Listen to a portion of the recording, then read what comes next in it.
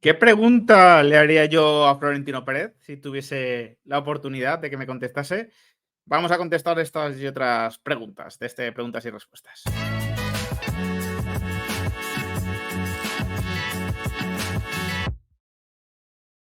Muy buenas a todos, ¿qué tal?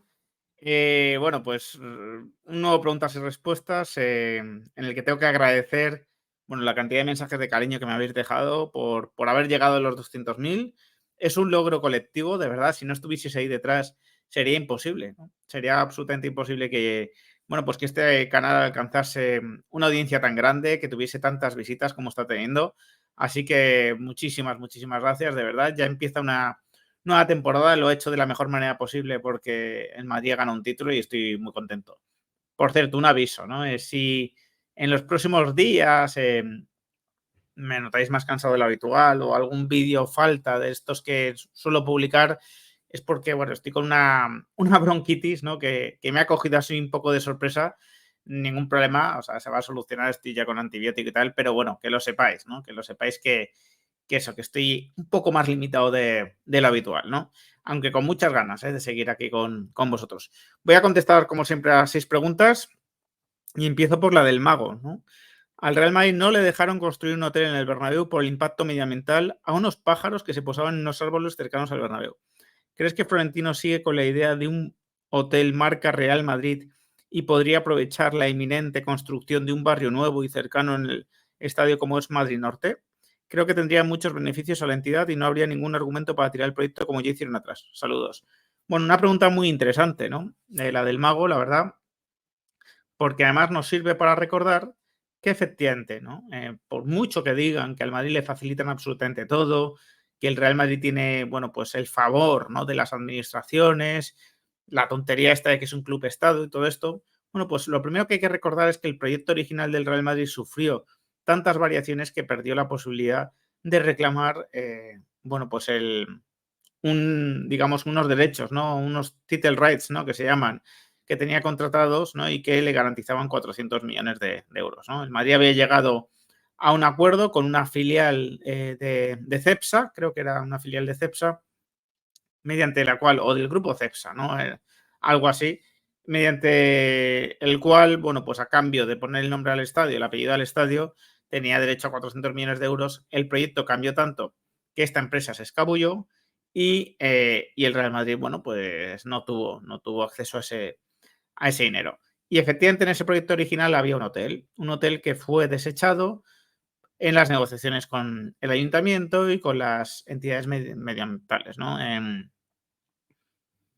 A ver, creo que está bien tirada la idea si se llega a desarrollar ese barrio en Madrid Norte, pero ya no será como la idea original. Primero, porque el Real Madrid, que yo sepa, no tiene esos terrenos, ¿no? Por lo tanto, tendría que adquirirlos o tendría que adquirir el derecho a explotarlo. Y segundo, porque ya no va a estar tan íntimamente ligado al Bernabéu.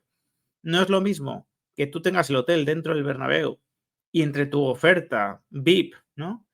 Ofrezcas, ¿no? La posibilidad de estar en el hotel y después ver un partido o ver el Tour del Bernabéu o lo que sea, aquí ya te tengas que desplazar, a que ya no esté integrado. Porque en el primer caso estás desarrollando una actividad hotelera, pero absolutamente vinculada al Bernabéu, ¿no? A otros servicios que tú también ofreces. Mientras que en el otro caso, ya solo te estás centrando en la actividad hotelera y lo del Bernabéu es un poco más, bueno, pues un poco más circunstancial, ¿no? Creo que bueno, pues, que no sería lo mismo, honestamente, ¿no? Que no sería lo mismo, pero a lo mejor, si tenían, bueno, medido, muy medido, ¿no? El impacto económico que podía tener un hotel de esas circunstancias, pues, de esas características, perdón, a lo mejor deciden hacerlo, ¿no? La segunda pregunta de Civico, liga de filiales. Hola, Ramón, ¿cómo verías una liga de filiales sub-21 para primera y segunda? Espejo en equipos participantes y calendario nunca coincidente entre el equipo principal y el filial. Podrían añadirse 3 cupos en convocatoria a más en el equipo principal.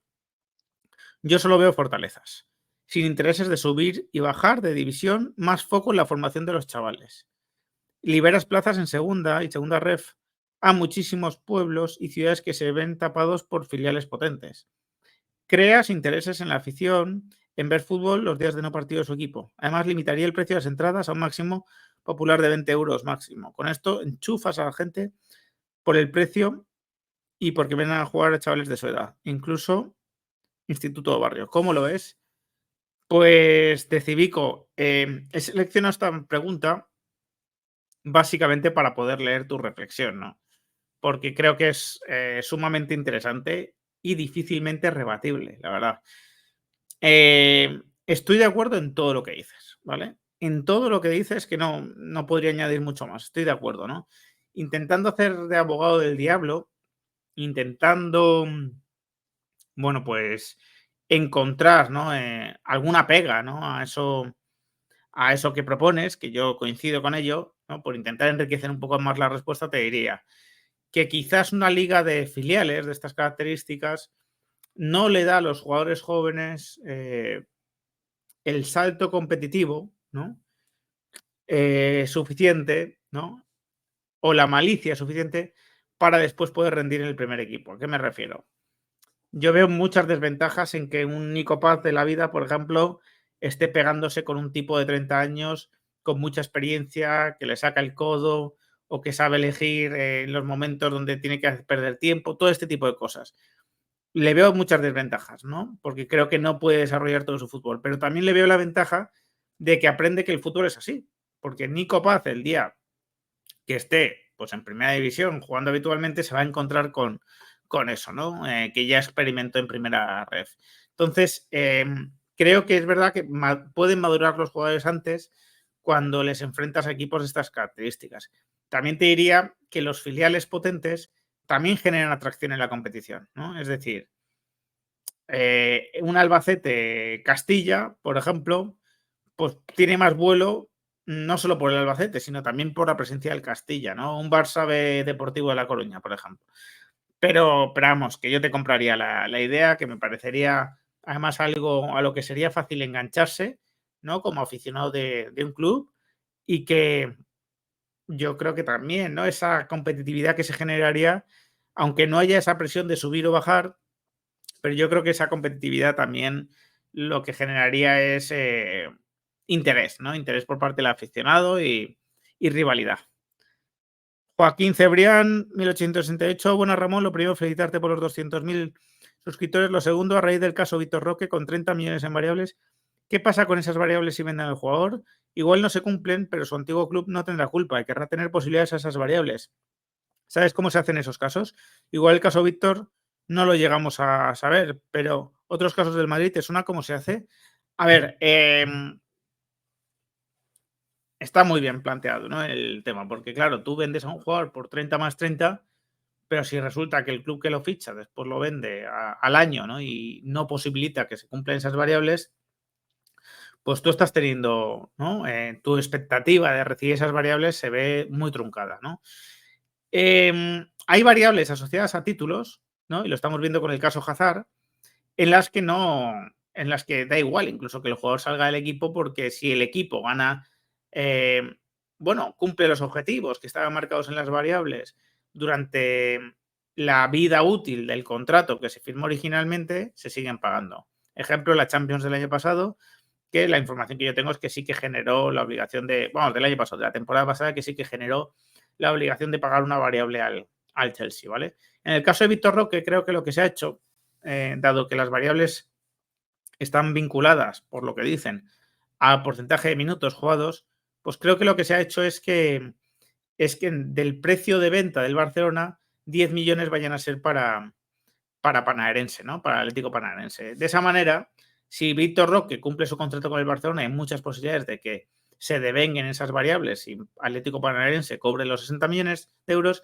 Y si el Barça lo vende, prematuramente incluso, pues está garantizando 30 más 10, 40, ¿no? Algo que le cubre un poquito, ¿no? Su problema. Evidentemente no es un escenario yo creo que deseado por el Atlético Panaerense, ¿no? Cuando realiza la venta de Víctor Roque, pero algo protegidos sí que están por la información que yo he podido leer, ¿no? De hecho, planteé algo de este tipo y me contestó alguna cuenta culé, pues diciéndome que había 10 millones ahí previstos en este caso.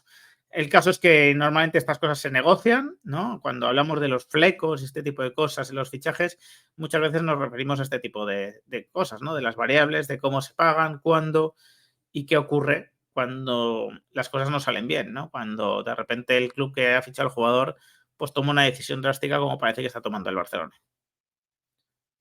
Teoram75, buenas tardes. Si pudieras hacer una pregunta a Florentino a la cual no puede evadirse, ¿cuál le harías? Esta es una gran pregunta por tu parte también.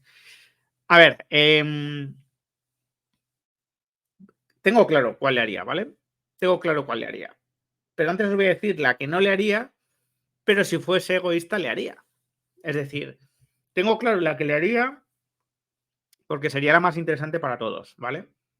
Pero si solo fuese a conocer yo la respuesta o si digamos, ¿no? Que pensase solo en mis intereses personales, la pregunta que le haría es ¿qué pasó realmente en 2022 con Mbappé? ¿No? Que me contase absolutamente todo. Ya sabéis la información que yo di de ese precontrato que se firmó. Bueno, pues que me confirmase eso, ¿no? Que me explicase por qué, ¿no? En qué momento, ¿no? Empezó a quebrarse absolutamente todo con Mbappé. Ese tipo de cosas, ¿no? Porque evidentemente sabéis que ha sido algo en lo que yo,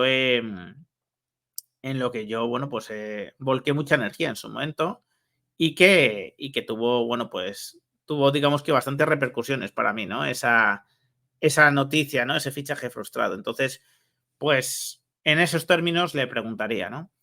Pero esto es poco interesante en estos momentos, dado que Mbappé es jugador del Real Madrid, dado que yo creo que conozco un porcentaje muy importante de toda la historia con Mbappé desde 2022 al menos. En 2021 menos, pero desde 2022 yo creo que conozco bastante. Entonces sería casi saciar alguna curiosidad personal, ¿no? La pregunta que yo le haría y que creo que resultaría interesante es, sería una doble pregunta, ¿no? ¿Cuánto tiempo cree que va a seguir siendo presidente del Real Madrid? Y si tiene claro quién debería ser el sucesor, ¿no? Sería una doble pregunta, ¿no? Le haría un poco la trampa de hacerle las dos preguntas en una sola. Porque evidentemente eso va a marcar los próximos años del Real Madrid, ¿no? Primero, los años que él esté dispuesto a estar, porque damos por hecho, ¿no? Que si se presenta a las elecciones va a salir elegido. Y dos, si él tiene claro, ¿no? ¿Qué persona puede seguir el camino que necesita el Real Madrid? Porque, bueno, pues hay nombres que van surgiendo, evidentemente, pero, pero Florentino de momento no se ha pronunciado en ningún momento ni sé si lo hará en algún momento, ¿no? Pero a mí me gustaría saber cuál es su opinión al respecto, porque probablemente su opinión esté muy bien fundada, ¿no? Para saber lo que le conviene al Real Madrid. Así que esa sería mi pregunta, ¿no? Carlos Z999. Ramón, ¿tú sabes si a los jugadores nuevos del Real Madrid se les dice cómo funciona la prensa en España y que sufre especial el Real Madrid? Yo creo que sí, con Camavinga en rueda de prensa ha sido un claro ejemplo. Un saludo. A ver, un departamento de comunicación en condiciones tiene que preparar, lógicamente, Carlos, pues a los jugadores del Real Madrid para el tratamiento con la prensa, que sabemos que es especial, que sabemos que en muchas ocasiones, ¿no? Están casi obligados a buscar titulares, a buscar algo que genere ruido, que genere repercusión y que, por lo tanto, les permita también, bueno, pues llenar programas, ¿no? Y no es, obviamente, ¿no? Lo que a mí me gustaría hacer en esa posición, ¿no? Me gustaría a mí, ¿no? Si estuviese en rueda de prensa, pues plantear temas que sugieran respuestas un poco diferentes a las habituales, ¿no? O que desentrañen claves del juego que a lo mejor a los aficionados nos cuesta más ver, ¿no? O nos cuesta más explicar, pero también entiendo, ¿no? Que en esta tiranía del clic que existe y que, ojo, todos, ¿no? Los que creamos contenido, en parte vivimos, ¿no? De esa tiranía, pues también entiendo bueno, pues a veces tengan que recurrir a ese tipo de cosas. Me gustaría que no fuese tan abundante, la verdad, ¿no? Ese impulso de recurrir a ese tipo de cosas.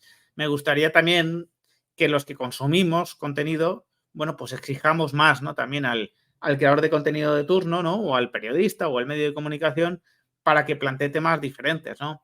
pero es así. Y yo estoy seguro que, claro, que el departamento de comunicación del Real Madrid, contestando a tu pregunta, prepara a los jugadores, incluso les comenta qué temas pueden salir en la rueda de prensa, ¿no? Ya sea porque están relacionados con ellos mismos, ya sea porque están relacionados con la actualidad del equipo, y por supuesto que estoy seguro que se hace un trabajo, ¿no?, al respecto sobre eso.